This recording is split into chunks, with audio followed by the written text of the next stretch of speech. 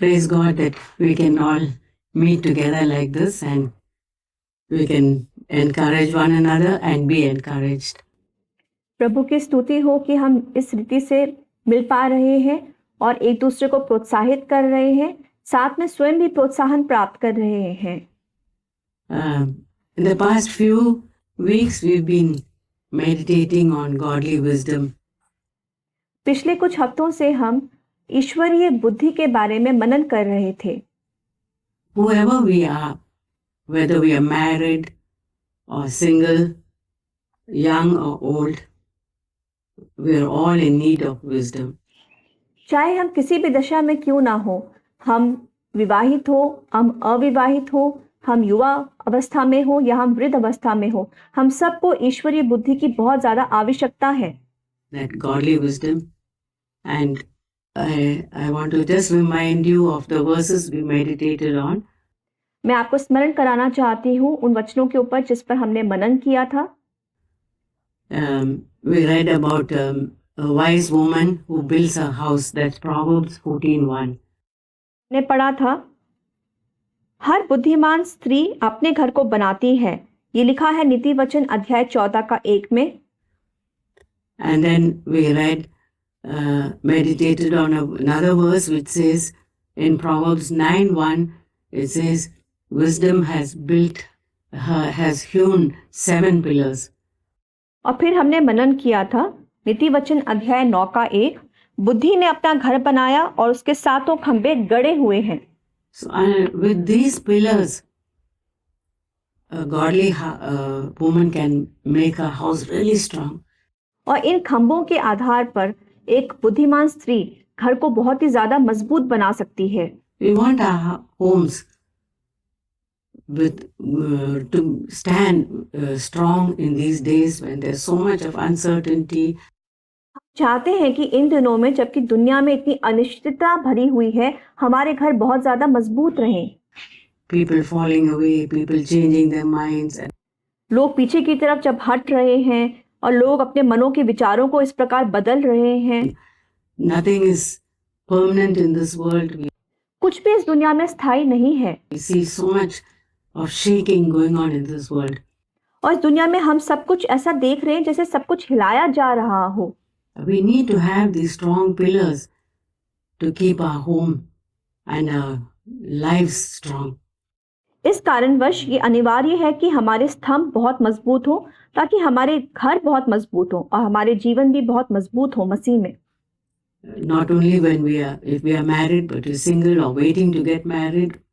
सिर्फ तब नहीं जब हम विवाहित हैं, हो सकता है हम अविवाहित हैं और अभी हम इंतजार कर रहे हैं विवाह के लिए। Whatever our status, we need to have a godly foundation, a godly home. हम किसी भी दशा में क्यों ना हो, हमारी नींव ईश्वरीय हो और हमारा घर भी ईश्वरीय हो। And the foundation, which we all know, is in Proverbs 9:10. The fear of the Lord is the foundation, is the beginning of wisdom. और हम जानते हैं कि उस घर की बुनियाद क्या है, जो कि नीति वचन अध्याय 9 का 10 में लिखा है, परमेश्वर का भय। परमेश्वर का भय, यहोवा का भय मानना बुद्धि का आरंभ है। We cannot do anything unless we have a respect for God, respect for God's word. हम तब तक कुछ नहीं कर सकते जब तक हमारे मनों में परमेश्वर के प्रति आदर ना हो और परमेश्वर के वचन के प्रति आदर ना हो। Only then a house can be built. Otherwise we can get all kind of ideas from the world. यदि ये आदर हमारे मन में प्रभु के प्रति है तभी हम इस घर को बना सकते हैं, वरना दुनिया की ओर से हमें बहुत ज्यादा सुझाव मिलते रहेंगे। You do this, you can do this to be a wise woman, you can be frugal, this is the way to make money. आप ये कर सकते हैं या आप इस रीति से भी कर सकते हैं, आप इस तरीके से किफायती हो सकते हैं, आप इस तरीके से सुधार ला सकते हैं, दुनिया भर के ये विचार। All kind of ideas we can get from the world, and this is the way to talk, to improve our way of speaking. और इस तरीके से आप वार्तालाप कर सकते हैं, आप अपने बात करने के तरीके को और ज्यादा प्रभावी बना सकते हैं। All those are just ideas, but if we have the fear of God in our heart, और ये सब जो है बस सुझाव मात्र हैं, परंतु यदि हमारे मनों में परमेश्वर का भय बना रहे and respect for God and say, Lord, I want you to be the Lord of my life. I want you to give me wisdom. मैं आपसे चाहती हूँ कि आपका भय मेरे अंदर बना रहे, आपकी बुद्धि में प्रभु मेरे ऊपर हो। How to live in this world. Without you, I cannot live in this world. प्रभु मैं इस दुनिया में जीना नहीं जानती प्रभु, परंतु आप ही हैं प्रभु, आप ही मुझे सिखा सकते हैं कि मुझे इस संसार में किस प्रकार से अपना जीवन निर्वाह करना है। If we have that foundation, the fear of the Lord, then we can begin to build our house.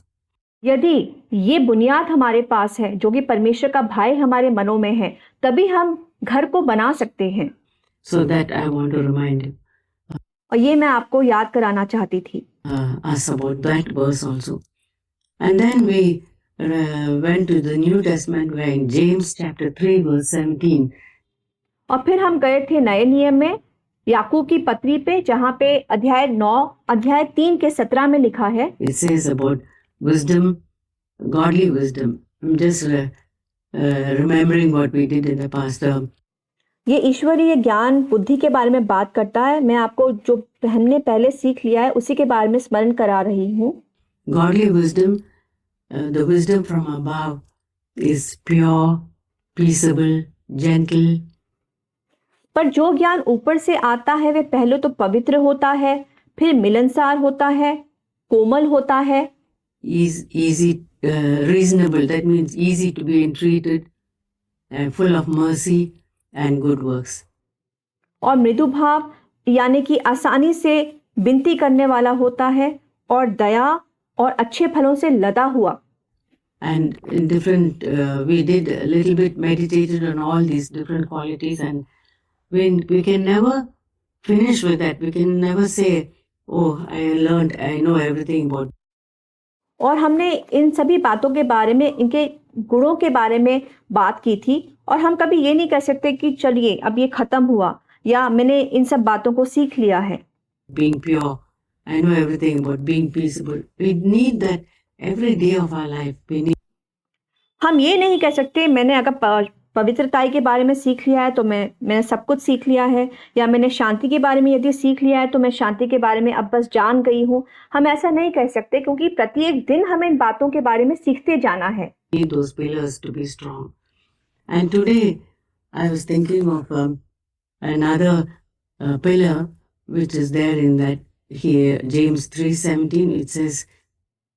और इन सब खंभों के बारे में जानने के बाद मैं आज आपसे एक और खंभे के बारे में बात करती हूँ, जो कि याकूब की पत्री में लिखा है, अध्याय 3 का 17। Free from hypocrisy. Free from hypocrisy or कपट से भागो, पाखंड से और ढोंग से भागो। Sincerity. And when I was thinking of that, I said, Lord, I don't want to take a Bible study on hypocrisy. और मैंने प्रभु से कहा कि प्रभु मुझे ये बाइबल अध्ययन नहीं लेना है इस पाखंड के बारे में, इस कपट के बारे में। I can find so many verses Jesus speaking about hypocrisy. मैं वचन में, बाइबल में बहुत ज़्यादा वचनों को पा सकती हूँ जहाँ पे यीशु मसीह इसी पाखंड, कपट, इस ढोंग के बारे में बातचीत कर रहे हैं। And all these things, I don't want to speak about hypocrisy, but Lord, please shine your torch, the torch of your word into my heart. मैं इस पाखंड के बारे में प्रभु बात नहीं करना चाहती हूँ प्रभु, पर मैं आपसे प्रार्थना करती हूँ कि अपने इस वचन की मशाल को आप मेरे हृदय पे जलाइए प्रभु, और प्रकाश दीजिए अपनी इस मशाल के द्वारा। Every part of my heart, every nook and corner of my heart, and see if there's any hypocrisy in me. प्रभु मेरे इस हृदय के कोने कोने में प्रभु अपने इस वचन की मशाल के द्वारा प्रकाश दीजिए, और जो कुछ भी मेरे अंदर छिपा हुआ है उसको प्रभु आप सामने लाइए। I don't want to look at others, the hypocrisy in others, but I want you to show the hypocrisy in me. मैं प्रभु दूसरों के अंदर इस पाखंड को, इस कपट को नहीं देखना चाहती, पर मेरे अंदर जो ये कपट छुपा पड़ा है और ये पाखंड छुपा पड़ा, ये ढोंग है प्रभु, मैं चाहता हूँ कि मैं इसको देखूं।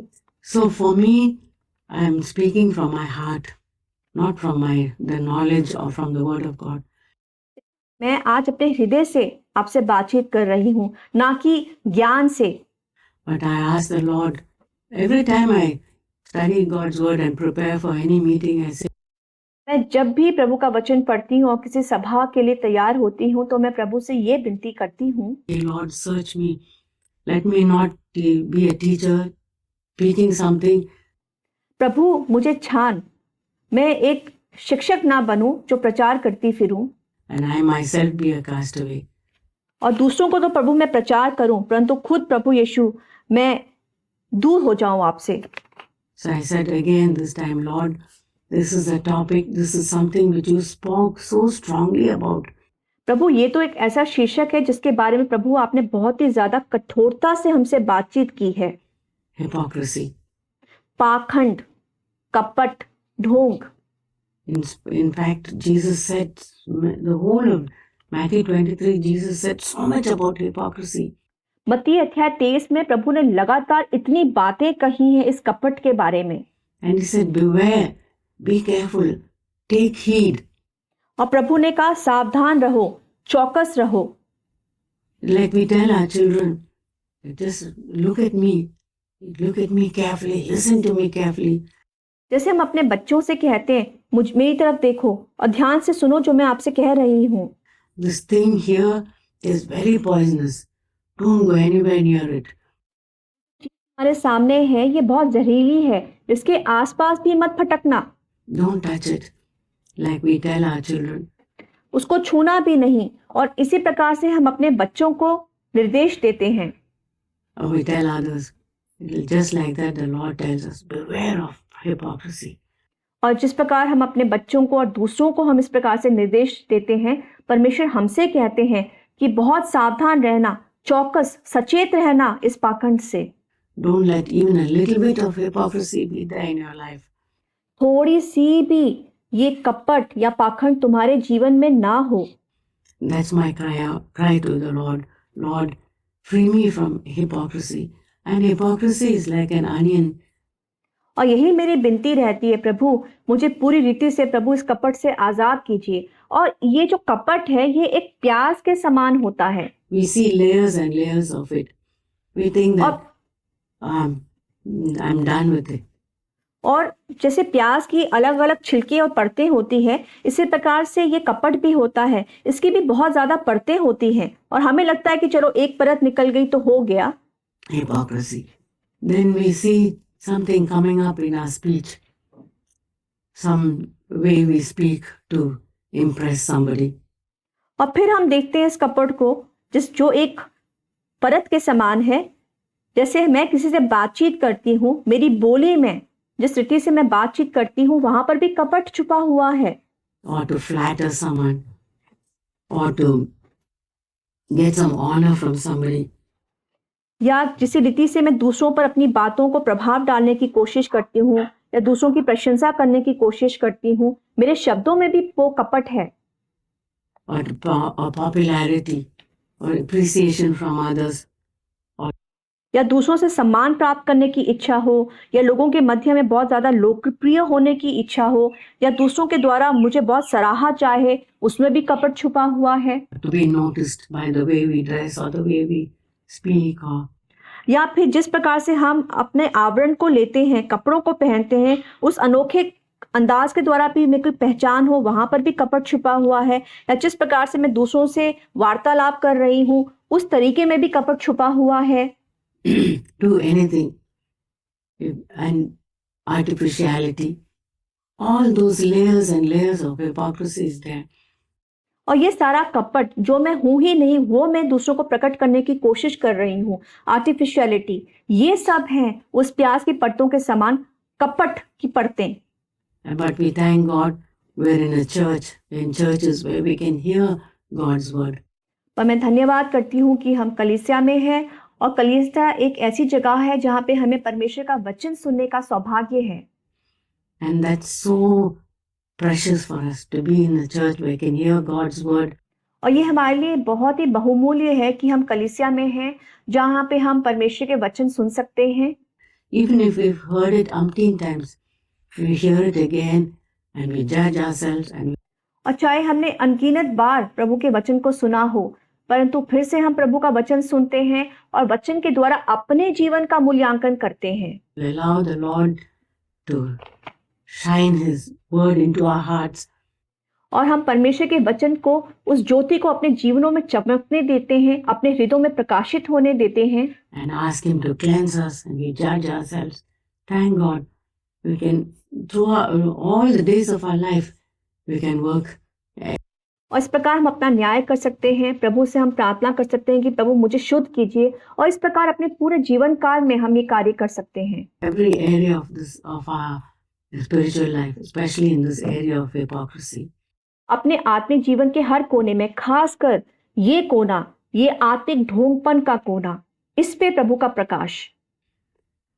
I was just thinking when in the Old Testament, when you read in the laws which the God gave to the children of Israel. और मैं सोच रही थी पुराने नियम के बारे में, व्यवस्था के बारे में, जो परमेश्वर ने आज्ञाएं दी थी इज़राइल की संतानों को। They were leaving Egypt, and he, on the day of the Passover night, we know what he said. और जिस दिन वो इजिप्ट को, मिस्र को छोड़ रहे थे, उस फसह की रात परमेश्वर ने इज़राइल की संतानों से क्या कहा था, हम सब इन बातों को जानते हैं। He told them, don't have any leaven in your homes. You must get rid of every bit of leaven, throw it out. और फसह की रात प्रभु ने उनसे कहा, अपने घर में खमीर ना रखना, थोड़े से थोड़ा अंश मात्र खमीर भी यदि हो तो उसको घर से बाहर फेंक दो। Search, make a search in every part of your house. If there's any leaven, just throw it out. अपने घर के हर एक कोने में जाकर उसको ढूंढो, यदि थोड़ा सा भी खमीर पड़ा हो तो उसको तुम घर से बाहर फेंक दो। I was thinking, suppose there's some woman there who thought, I may need this after this whole thing is over. और मैं सोच रही थी, मानिए वहां पे कोई महिला होती और वो सोचती कि ये जब सारा काम खत्म हो जाएगा तो मुझे इस खमीर की आवश्यकता पड़ेगी, और वो थोड़ा सा खमीर अगर रख छोड़ती। We are going to travel and I hide it somewhere in some secret place and I may need it.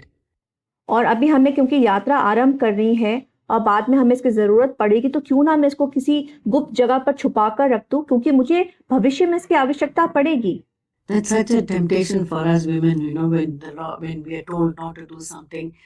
और ये कितना बड़ा प्रलोभन होता है हम बहनों के लिए, क्योंकि जब हमें ये कहा जाता है कि इस कार्य को नहीं करना है, and we think we are wiser and think I must hide a little bit of this yeast. और हमें लगता है नहीं, हम तो बहुत बुद्धिमान है, थोड़ा बहुत इस खमीर को मैं बचा कर रख देती हूँ। Somewhere that I may need, and the others will say, oh, you got that, please share it with me. और मुझे इसकी जरूरत पड़ेगी, और फिर बाद में दूसरे भी कहें, अरे आपके पास खमीर है, थोड़ा सा मुझे भी बांट दीजिए ना। Or something like that. And suppose some woman had done that. और कुछ ऐसा ही, और मान के चलिए यदि कोई भी महिला ऐसा करती तो there would have been such a, we don't know what the punishment the whole nation would have got. और हम नहीं जानते कि उस पूरे इज़राइल के राष्ट्र को क्या सजा प्रभु की ओर से मिलती। But that's a warning to us. When the Lord gives us a warning, get rid of this yeast of hypocrisy. और ये हम सब के लिए चेतावनी है, जब परमेश्वर कहते हैं कि इस पाखंड से पूरी रीति से छुटकारा पाओ, तो हमें इसको बहुत गंभीरता से इस आज्ञा को लेना है। We have to take it seriously. And we say, yes, Lord, I want to obey you. I don't want even a little bit of hypocrisy. और मुझे कहना है, हाँ प्रभु, मैं आपकी आज्ञा को मानना चाहती हूँ, मैं थोड़ा बहुत भी इस कपट को, इस पाखंड को अपने जीवन में नहीं रखना चाहती। To be in my life. Please help me. And I was thinking in the medical language, it's like a disease, this hypocrisy. अब मैं सोच रही थी कि चिकित्सक भाषा में ये जो पाखंड है, इसका एक नाम है। For every disease, there's a diagnosis. और हर बीमारी के लिए एक रोग निदान होता है, जिसको डायग्नोसिस कहते हैं। Diagnosis is that we have hypocrisy. And what's the cure? The cure is to take up the cross, to judge ourselves, to deny ourselves. और चिकित्सक भाषा में इस पाखंड का रोग निदान होने पर इसका जो इलाज है वो है, अपना क्रूस उठाइए, अपना मूल्यांकन कीजिए। That's the cure for everything. But we can't do that in our own strength. परंतु हम स्वयं अपनी ताकत से अपने खुद ही का अपना स्वयं का इनकार नहीं कर सकते। We need the power of the Holy Spirit. हमें पवित्र आत्मा के उस सामर्थ्य की आवश्यकता है। So only with the Lord, the power of the Holy Spirit, we can do anything. We can get the treatment for this hypocrisy. पवित्र आत्मा के सामर्थ्य से प्रभु के द्वारा ही हम इस पाखंड नामक रोग से छुटकारा पा सकते हैं। इसके द्वारा हमारा इलाज संभव है। And we can be done with it. And throughout our life, we need that scan of the Holy Spirit, scan of the Word of God. और हमारे पूरे जीवन भर ये रोग निदान जरूरी है हमारे जीवन में प्रभु के वचन के द्वारा। To shine into our hearts and say, and the Lord is faithful. He shows us, look, there was hypocrisy in your life, the way you chose to do this or you spoke in this way. और परमेश्वर बहुत वफादार है और वो हमें प्रकट करते हैं कि हाँ देखो यहाँ पे तुम्हारा कपट छिपा था, जिस प्रकार तुमने इस कार्य को किया या जिस प्रकार से तुमने बातचीत की, or you conducted yourself, or you spoke और जिस प्रकार तुम्हारा आचरण था, to your children, whatever it is, the Lord, we humble ourselves and say, yes, Lord, I want to submit. और जिस प्रकार से तुमने अपने बच्चों से बातचीत की, यहाँ पर भी बहुत ज्यादा पाखंड छुपा हुआ था और हमें कहना, हाँ प्रभु, मैं आपके वचन की अधीनता में आती हूँ, ये बातें मेरे जीवन में हैं। I want to accept what you have shown me in my life, and we can grow in our spiritual life. और इस प्रकार अपने पापों का, अपनी गलतियों का अंगीकार करके प्रभु के समक्ष हम जब जाते हैं तो हम मसीह में आगे बढ़ सकते हैं। Jesus used simple things to teach us divine, and especially divine things, especially for us women. और प्रभु यीशु मसीह ने बहुत ही साधारण चीजों का इस्तेमाल किया हमको सिखाने के लिए। We are so thankful he used the things which we use in our kitchen. और खासकर हम महिलाओं के लिए प्रभु का हम धन्यवाद करें कि प्रभु ने हमारे लिए इतने साधारण उपकरणों का उदाहरण दिया और चीजों का उदाहरण दिया जो हम रोजमर्रा अपनी रसोई में इस्तेमाल करते हैं। To teach us divine things, like another instance where he says about salt, let your speech be seasoned with salt. और वो दिव्य बातों को प्रभु ने हमें उदाहरण में बताया, जैसे कि नमक जो हम इस्तेमाल करते हैं, तुम्हारा वचन सदा अनुग्रह सहित और सलोना हो। अंग्रेजी में लिखा है let your speech be seasoned with salt, यानी तुम्हारा वचन नमकीन हो। Salt is so important when there's no salt in the food, or when the salt is deficient, we say, oh, this doesn't taste good. और नमक की कितना ज्यादा महत्व है। यदि हमारे खाने में नमक ना हो या बहुत ही कम मात्रा में अगर नमक हो तो हम कहते हैं कि ये खाना तो स्वादहीन है। When you add a little bit of salt, it makes a world of difference. It's so tasty. और जब हम उस नमक को डालते हैं जितना मात्रा में चाहिए तो हम कहते हैं ये भोजन तो बहुत ही ज्यादा स्वादिष्ट है। So thank God Jesus used illustrations like this. और प्रभु का धन्यवाद हो कि प्रभु ने इस प्रकार के दृष्टांत और चित्रण प्रस्तुत किए हमारे लिए। Especially for us women, we deal with these kitchen things, and then he teaches us. खासकर हम औरतों के लिए जो रोजमर्रा रसोई में इन उपकरणों का, इन चीजों का इस्तेमाल करते हैं, और प्रभु ने इन्हीं के द्वारा हमको सिखाया। Yeast is another thing. और खमीर दूसरी चीज है। And one thing about yeast is, thank God he used that as so that we sisters can learn from it. For yeast, प्रभु का धन्यवाद हो, खमीर, प्रभु ने खमीर का भी उदाहरण इस्तेमाल किया क्योंकि खमीर हम अपने रसोई में इस्तेमाल करते हैं। We know that just a small quantity is enough. Jesus said, a little bit of yeast, little bit of leaven will leaven the whole lump. और जिस प्रकार हम लोग खमीर का इस्तेमाल करते हैं, यीशु मसीह ने कहा थोड़ा सा भी यदि हम खमीर इस्तेमाल करेंगे तो हमारा पूरा जो आटा है वो खमीरी ही हो जाएगा। Just like that, a little bit of hypocrisy in our life, and it will defile our whole nature. और उसी प्रकार ये कपट है, यदि थोड़ा सा कपट हमारे स्वभाव में आ जाएगा तो हमारा पूरा का पूरा स्वभाव ही अशुद्ध हो जाएगा। We have to take God's word seriously. हमें परमेश्वर के इस वचन को बहुत ही ज्यादा गंभीरता पूर्वक लेने की आवश्यकता है। Lord, I don't want to have even a little bit of hypocrisy in my life, प्रभु, मुझे थोड़ा अंश मात्र भी ये कपट अपने जीवन में नहीं चाहिए, because not only me, my whole family can get affected. क्योंकि ना सिर्फ मैं, मेरा पूरा परिवार इसके द्वारा प्रभावित हो सकता है। I was just thinking, like, suppose a little child comes and tells us something. मैं सोच रही थी, मानिए हमारा छोटा बच्चा है जिसने आके हमें कोई बात बताई, Maybe about somebody else in the church or something. मानिए कलीसिया में किसी के बारे में या किसी और चीज के बारे में, And we don't judge ourselves. We allow it. We listen to, instead of correcting our child, we allow that thought to stay in our heart.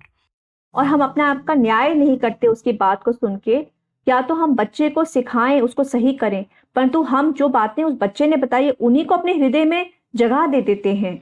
And then when we meet that person, there's sourness and bitterness and that hypocrisy are already started. और जब हम उस व्यक्ति से मिलते हैं जिसके बारे में हमारे बच्चे ने बताया, तो हम उससे मिलते हुए हमारे हृदय में महसूस करते हैं खटास है, एक कड़वाहट है। और जब ये हो तो हमें समझ लेना है कि उस पाखंड की शुरुआत हो चुकी है। I talk to them nicely and say, hey, how are you? And smile at them, but the hypocrisy is there. और हम मुस्कुरा सकते हैं और कह सकते हैं आपके क्या हाल चाल है, परंतु ये पाखंड तो हमारे हृदयों में घर कर गया है। And then our children can sense it. It defiles us, it defiles our children. और हमारे बच्चे भी इस बात को बहुत आराम से समझ लेते हैं। इस प्रकार ये हमें अशुद्ध करता है, हमारे बच्चों को भी ये खमीर बहुत अशुद्ध करता है। Sometimes our husbands also get affected. Some word from us and they believe it. और इस प्रकार हमारे पति भी बहुत ज्यादा प्रभावित हो सकते हैं। हम उनसे कुछ बात करते हैं और हमारे पति हमारे उन बातों का विश्वास कर लेते हैं। And that hypocrisy, it affects them also. और इस प्रकार ये कपट, ये ढोंग, ये पाखंड उनको भी पूरी रीति से प्रभावित करता है। That's why it is so dangerous. It's so important for us that we get rid of hypocrisy totally from our lives. इसीलिए बहुत अनिवार्य है कि हम पूरी रीति से इस पाखंड से छुटकारा पाएं अपने जीवनों में। I said just a little bit of hypocrisy is enough. And then another thing we know about East. और मैंने अभी कहा कि इसी प्रकार हमें पूरी रीति से पाखंड से छुटकारा पाना है। और तीसरी बात जो मैं आपको बताने वाली थी इस खमीर के बारे में, You add a little bit and it expands.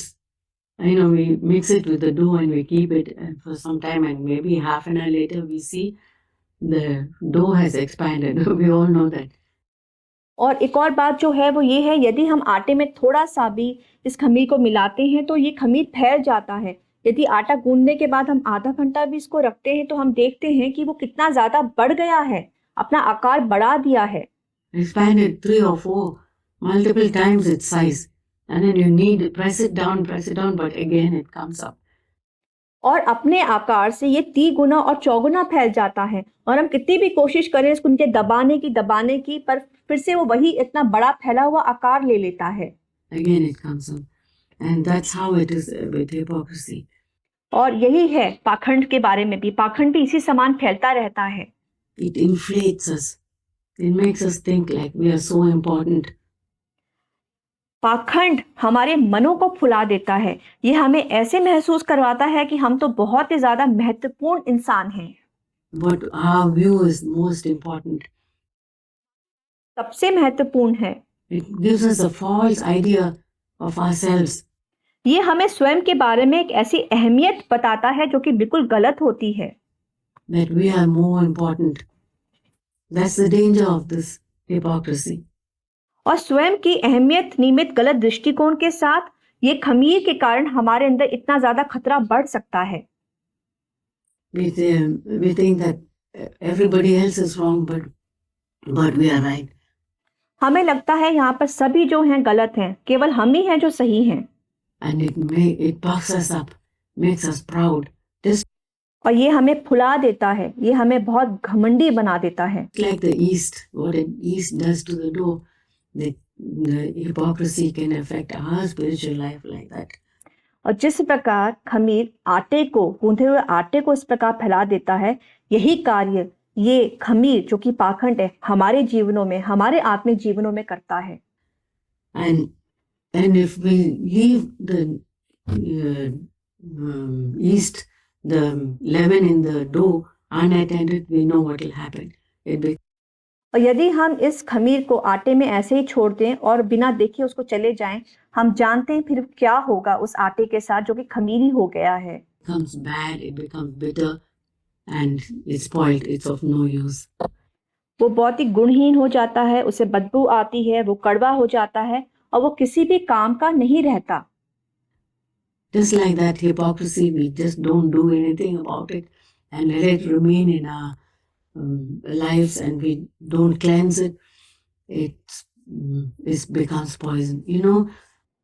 और इसी प्रकार पाखंड के साथ है, यदि पाखंड को हम अपने जीवनों से ना निकालें, इसको रहने दें, हम अपने आप को इससे शुद्ध ना करें, तो ये हमें बहुत प्रभावित कर सकता है। I have read somewhere that if we see keep bread out for some time and you see a little mold coming on it. और मैंने सुना है कि यदि हम ब्रेड को यानी कि रोटी को बाहर रख दें कुछ समय तक और फिर हम देखते हैं कि उस बाहर रखी हुई रोटी पे थोड़ी सी फुंदी लग जाए तो we have to throw out the whole bread. तो हमें उस पूरी रोटी को बाहर फेंकना पड़ेगा। We shouldn't just cut out the part which is moldy. और हमें सिर्फ उस भाग को नहीं निकालकर तोड़कर फेंक देना है जिसके ऊपर थोड़ा सा वो फुंदी लग गई है। And I used to think it's only a little bit of mold. Let's eat the rest of the bread. No. और मैं पहले सोचती थी कि थोड़ा बहुत ही फफूंदी तो लगी है, बाकी तो सब ठीक है, उस फफूंदी के भाग को मैं बाहर फेंक देती हूँ और बाकी मैं खा लेती हूँ, परंतु ऐसा नहीं है। Doctors say that the whole bread gets affected. Doctor कहते हैं कि यदि किसी रोटी में फफूंदी लग जाए थोड़े से भाग में भी, तो पूरी की पूरी रोटी खराब हो जाती है, पूरी की पूरी रोटी पे उस फफूंदी का असर पड़ता है। Little bit of the toxin or whatever that poison of that mold gets permeates into the whole bread. और जो थोड़ा सा विषालु है, जो विष है जिसके कारण वो फफूंदी लगी है, वो पूरा का पूरा विष उस रोटी में रीस जाता है। We have to throw out the whole bread. It's और हमें उस पूरी रोटी को बाहर फेंकना पड़ता है। like that with hypocrisy. That's why the God told in the Old Testament, if you see mold in anything. और यही है इस खमीर के साथ भी। प्रभु ने पुराने नियम में बताया था कि यदि हम किसी भी वस्तु में उस खमीर को, उस फफूंदी को देखें, if you have you must throw out, even if it's in a pot or anything, throw out the whole thing. और अगर आपने उस फफूंदी को थोड़ा सा भी देख लिया अपने घर में, मानिए आप एक मटके के ऊपर भी देख लिया, तो पूरा का पूरा मटका, वो पूरी वस्तु जिसके ऊपर थोड़ा सा फफूंदी लगी है, उसको घर से बाहर फेंक दीजिए। Don't think that you can save it. That's how serious hypocrisy is. और ये ना सोचना कि मैं किसी रीति से इसको बचा दूं, नहीं, पूरा फेंकिए। और यही है खमीर को लेके कितना ज्यादा सचेत रहने की आवश्यकता है। These lessons from the Old Testament are a lesson for us that hypocrisy is dangerous, and God told the children of Israel. और पुराने नियम के जो उदाहरण हैं, इनसे हमें व्याप्त होता है कि ये जो खमीर है कितना ज्यादा हमारे खतरनाक है। In the Old Testament, because he couldn't tell the spiritual value of it. प्रभु ने पुराने नियम में ये उदाहरण दिए, परंतु वो बता नहीं पाए क्योंकि उस समय जो आत्मिक मतलब है, उन आत्मिक मतलों को उन्होंने, प्रभु ने पुराने नियम में नहीं व्यक्त किया। In the Old Testament, it was just like a beginning, but after Jesus came, पुराने नियम में ये सिर्फ एक शुरुआत थी समझाने की। He told us the full value of it. परंतु जब नया नियम आया तो यीशु मसीह ने उन्हीं बातों को जो कि पुराने नियम में बताई गई हैं, उनको आत्मिक रीति से नए नियम में हमको समझाया। The danger of this yeast is a picture of these dangerous things which can come in our life. Hypocrisy. और जो ये फफूंदी वाली जो बातें हैं, जो खमीर की बातें पुराने नियम में है, ये वो नए नियम में आके एक तरीके से व्यक्त कर रहे हैं इस पाखंड के बारे में जो खमीर के समान है, जो हमारे जीवन में व्याप्त है। Jesus said the yeast of the leaven of the Pharisees is hypocrisy.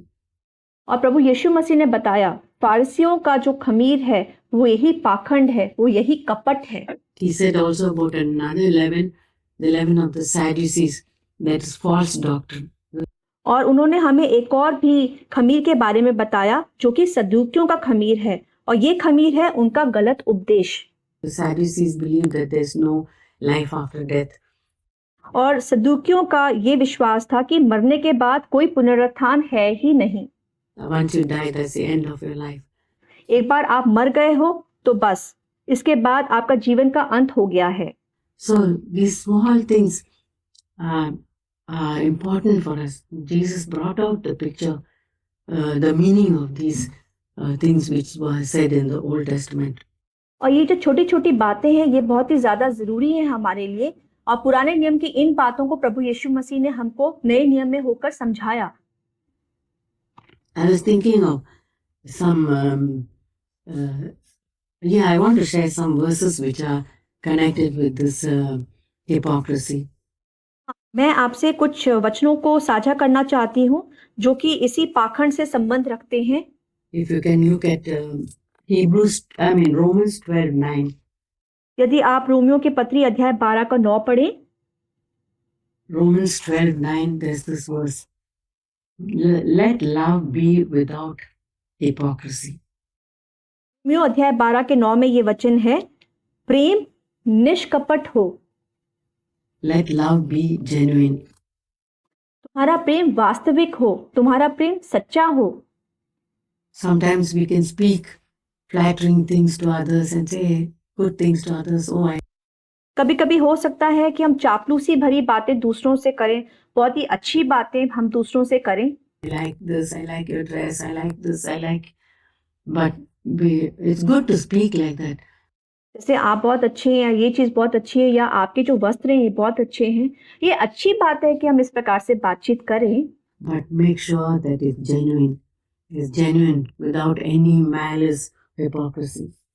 पर ये याद रखिएगा कि आप जो भी बात दूसरे से कर रहे हैं वो वास्तविक बात हो, वो सच्ची बात हो, वो द्वेष से भरा और कपट से भरा कोई बात नहीं हो। Then in 2 Corinthians 6:6, Paul says, और दूसरा कुरिन्थियों अध्याय 6 के 6 में प्रेरित पौलुस कहते हैं, Paul says that he has genuine love for the Christians. पौलुस कहते हैं कि मसीहों के लिए मेरा प्रेम सच्चा है। You can look up that verse. And आप ये वचन खोलकर पढ़ सकते हैं। in 1 Peter 2:1, this verse is very important. और 1 पतरस अध्याय 2 का 1 में ये वचन बहुत ही ज्यादा जरूरी वचन है। 1 Peter 2:1, it says, lay aside all hypocrisy and long for the pure spiritual milk, so that by it you may grow up unto salvation. प्रेरित पौलुस कहते हैं, इसीलिए सब प्रकार का बैरभाव और छल और कपट और डाह और निंदा को दूर करके नए जन्मे हुए बच्चों के समान निर्मल आत्मिक दूध की लालसा करो, ताकि उसके द्वारा उद्धार पाने के लिए बढ़ते जाओ। Lay aside all hypocrisy and इसलिए कपट को बिल्कुल हटा के रखो। long for the pure spiritual milk. You know, a little bit of yeast can fall into that spiritual milk, that word of God, little bit of hypocrisy, and then the whole thing is spoiled. And और इस कपट को दूर करते हुए जन्माए हुए बालकों के समान आत्मिक दूध की लालसा करो। आप सोच सकते हैं, अगर इस दूध में थोड़ा सा भी कपट नामक खमीर गिर जाएगा तो ये दूध बिल्कुल बेकार हो जाएगा। instead of growing up, we become sick. और कहाँ तो हम इस दूध को पाकर बढ़े, हम बीमार पड़ जाएंगे क्योंकि उस दूध में कपट आ गया। That's why I said the Lord says, lay aside all hypocrisy. इसलिए प्रभु ने कहा, कपट को बिल्कुल अपने से दूर कर दो। And this verse we said, the kingdom of God, Matthew 13 verse 33 says, और हाँ, प्रभु का राज्य मत्ती अध्याय 13 का 33 में लिखा है, the kingdom of God is like leaven that a woman took and the whole lump is leavened. That's what कि प्रभु का राज्य एक ऐसे खमीर के बराबर है जो एक स्त्री ने लिया और आटे में गूंद दिया और वो देखते ही देखिए पूरा आटा खमीरी हो गया। I was referring to. A little bit of leaven and the whole lump is leavened.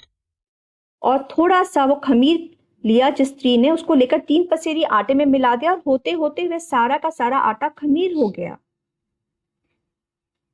In 1 Corinthians 5 verses 6 to 8, और पहला कुरिन्थियों अध्याय 5 का 6 से 8 में these verses are very precious. ये बहुत ही बहुमूल्य वचन है। 1 Corinthians 5 verses 6 to 8. A little leaven leavens the whole lump of dough. पहला कुरिन्थियों अध्याय 5 का 6 से 8, थोड़ा सा खमीर पूरे गूंधे हुए आटे को खमीर कर देता है। Clean out the old leaven so that you may be a new lump. For Christ is our Passover. पुराना खमीर निकालकर अपने आप को शुद्ध करो कि नया गूंधा हुआ आटा बन जाओ, ताकि तुम भी अखमीरी हो जाओ। Christ our Passover has been sacrificed. क्योंकि यीशु मसीह हमारे लिए कुर्बान किया गया। Therefore, let us celebrate the feast not with old leaven of malice, wickedness, but with the unleavened bread of sincerity and truth. और इसी प्रकार इस खमीर को हटाते हुए हम उस यीशु मसीह के अनुसार चलते रहें, ताकि हम भी आगे मसीह में बढ़ पाएं। When the Passover was celebrated, it was with unleavened bread. And Jesus celebrated the Passover, and on the Lord's Supper, when the last day, when he took the bread, he said, this bread signifies my body.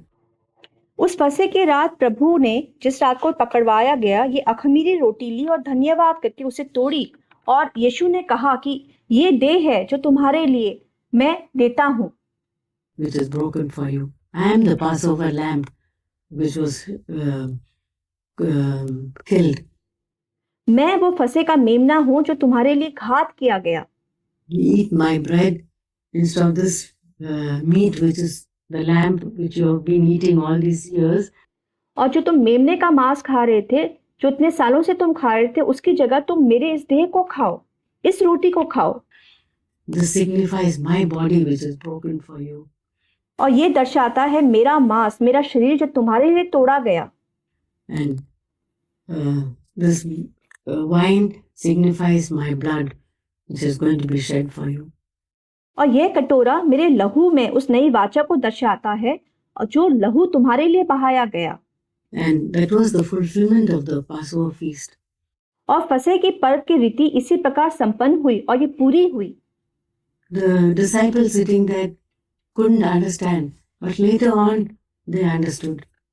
उस समय प्रभु के चेले इन बातों को समझ नहीं पाए थे, पर आगे चलकर उनको इन बातों का समझ आया।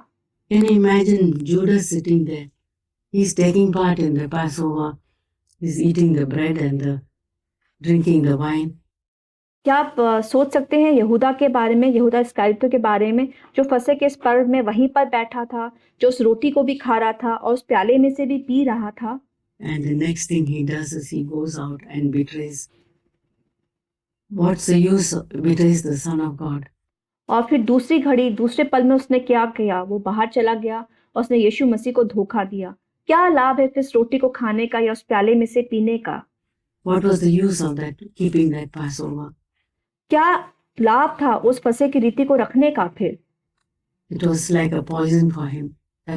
ये तो एक जहर के समान हो गया था यहूदा के लिए। That's why the Lord wants to teach us. Keep it with sincerity. Observe, live your Christian life with sincerity and. और प्रभु कहता है ध्यान से इस रीति को रखो, ईमानदारी से रखो, अपने मसीह जीवन में तुम ईमानदार बने रहो। Don't let any bit of hypocrisy come, because if we allow that hypocrisy to come, थोड़ी बहुत भी इस खमीर को इस पाखंड के खमीर को अपने जीवन में मत आने दो। ईमानदारी से और सच्चे रीति से इस जीवन को जियो। It will be like what happened to Judas. और यदि तुमने ऐसा नहीं किया तो ऐसा हो जाएगा जैसा यहूदा के साथ हुआ था। In the olden days, in the first century and all, in the Roman times of the Roman rule, पहली शताब्दी में जब रोमी शासकों का अधिकार होता था और वो राज्य करते थे, these sculptors used to have the statues made out of marble. तो जो मूर्तिकार शिल्पकार थे उनके पास मूर्तियां होती थी जो वो संगमरमर में से निकालकर बनाते थे। And I heard that if there was any defect in the statue, they put wax in those areas. Suppose और मैंने सुना था कि थोड़ा बहुत भी त्रुटि या कमी या खराबी पाई जाती थी इन मूर्तियों में जो उन्होंने बनाई थी, तो उस त्रुटि को, उस खालीपन जगह को या उस कमी को वो मोम से भरते थे। they chip and then the nose gets accidentally deformed, they cover it up with wax and make it look real. यानी मानिए अगर थोड़ा सा जो मूर्ति का नाक है उसमें थोड़ी सी त्रुटि हो गई तो वो क्या करते थे, उस विकृत मूर्ति को लेकर उसमें उस मोम को चिपका देते थे ताकि वो असल नजर आए, उसमें कुछ भी गलत ना पाया जाए। But people who bought these statues, they got on to this and they, you know what they used to do? They used पर जो लोग इन मूर्तियों को लेने आते थे उनको संगमरमर बनाने वाले मूर्तिकारों की इस चालाकी का पता चल गया, और आपको पता है वो क्या करते थे इसको बांपने के लिए, इसको जांचने के लिए? to put the statues out in the sun and the wax would melt. तो वो इन मूर्तियों को जो उनको खरीदनी होती थी उनको बाहर धूप में रखते थे, और बहुत ज्यादा गर्मी के कारण यदि उस मूर्ति में थोड़ा बहुत भी मोम लगा हो तो वो मोम गर्मी के कारण पूरा पिघल जाता था, And then this thing would show up. The, और फिर जो जालीपन था मूर्ति में मोम का वो सबको प्रकट हो जाता था। all the defects in that statue. That's how hypocrisy is. And that's how I heard that that's how the word hypocrisy came. और इसी प्रकार ये झूठी विनम्रता या पाखंड है, और मैंने जाना कि यहीं से वो शब्द पाखंड निकल कर आया। To find this is fake.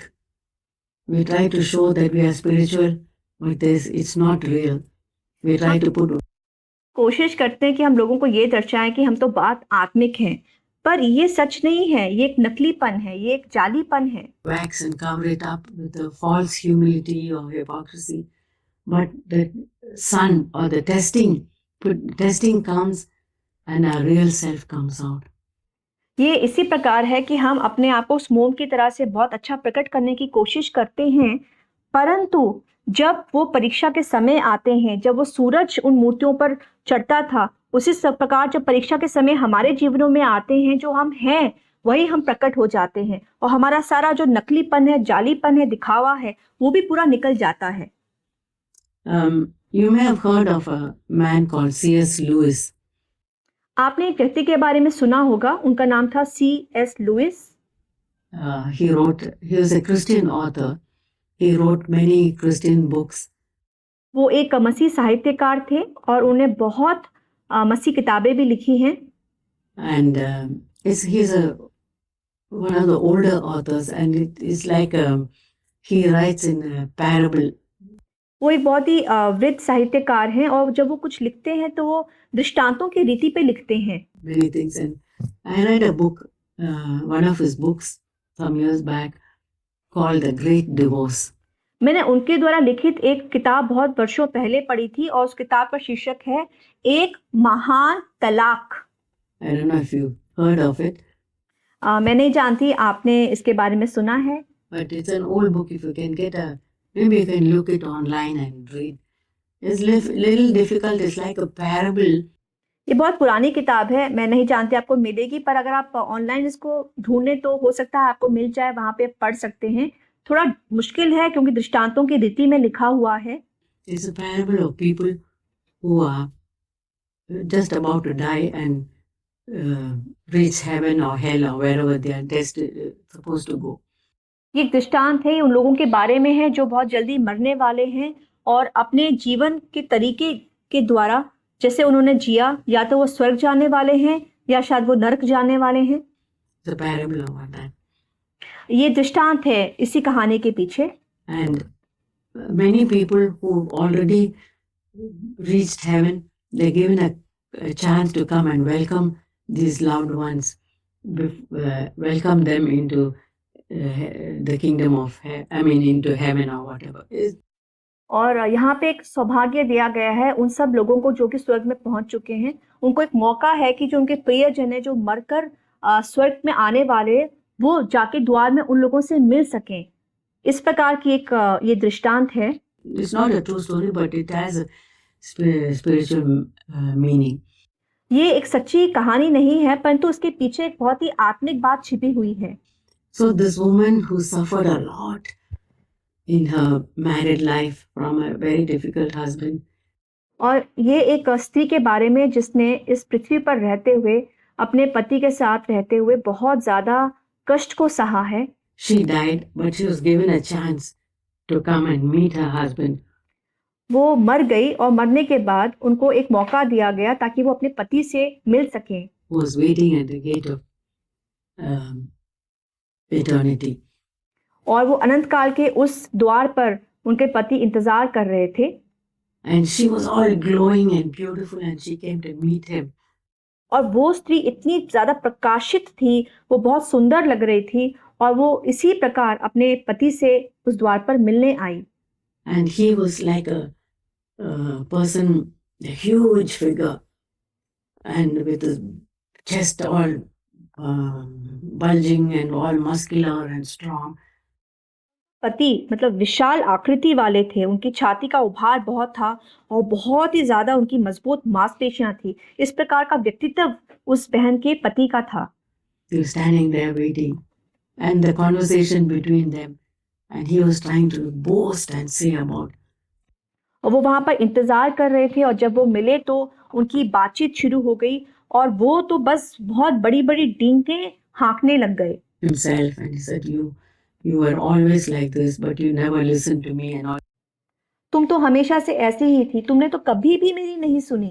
He was telling his wife, but she was not looking at him. और इसी प्रकार की बातें वो अपनी पत्नी से कर रहे थे, परंतु जो पत्नी थी, पत्नी उनको देख ही नहीं रही थी। She was not looking at this big person standing there. वो उस बड़े आकृति वाले, विशाल आकृति वाले मनुष्य को नहीं देख रही थी। She was looking down at a little man standing there. वो तो नीचे झुककर, गर्दन नीचे करके एक छोटे से बोने को देख रही थी जो साथ में खड़ा था। That was the true person. और यही वो सच्चा व्यक्ति था। The true person was this tiny dwarf standing there. और जो सच्चा व्यक्ति जो उससे बात कर रहा था वो ये बोना था। But he always pretended to be a great person and boastful and all. पर वो व्यक्ति हमेशा ये जताने की कोशिश करता था कि वो बहुत ही ज्यादा व्यक्तित्व वाला व्यक्ति है, वो डींग मारने वाला व्यक्ति है और बहुत ज्यादा आवश्यक भूमिका रखने वाला व्यक्ति है। And she told him, when will you become your true self? And she was looking at this puny little man and talking to him. और वो उस छोटे से बोने व्यक्ति से बात कर रही थी और वो कह रही थी कि तुम जो वाकई में हो उस असली व्यक्तित्व वाले व्यक्ति बनकर क्यों नहीं तुम बात करते? तुम वो असली व्यक्तित्व वाला व्यक्ति कब बनोगे? Because the real husband was this tiny man. क्योंकि जो उनका असली पति था वो लंबा जो खड़ा व्यक्ति था वो नहीं था, बल्कि उसका कद एक बोने के समान था। But he gave the impression of a boastful, big, powerful, all pretense. परंतु उनका जताने का तरीका था कि मैं बहुत ही बड़ा हूँ, मैं बहुत ही ज्यादा ताकतवर हूँ, और यही एक दिखावा था। And she said, all that we need to do is be ourselves, come before God as our true self. But this man, he didn't want to change at all. और वो पत्नी कहती थी हम जैसे भी हैं, जिस दशा में हम, उसी दशा में हम परमेश्वर के पास आए और उससे बात करें, परंतु उनका पति कभी भी इस बात को स्वीकार नहीं करता था। And as she was talking, this person became smaller and smaller and smaller and just vanished. And और जब वो उससे बात कर रही थी तो ये बोना और भी ज्यादा छोटा छोटा छोटा होता गया और फिर लुप्त हो गया। only this cutout was there. The true self, the true person had disappeared. और जो That's रह like a गया picture. और जो रह गया वो छोटा सा बोना व्यक्ति ही रह गया.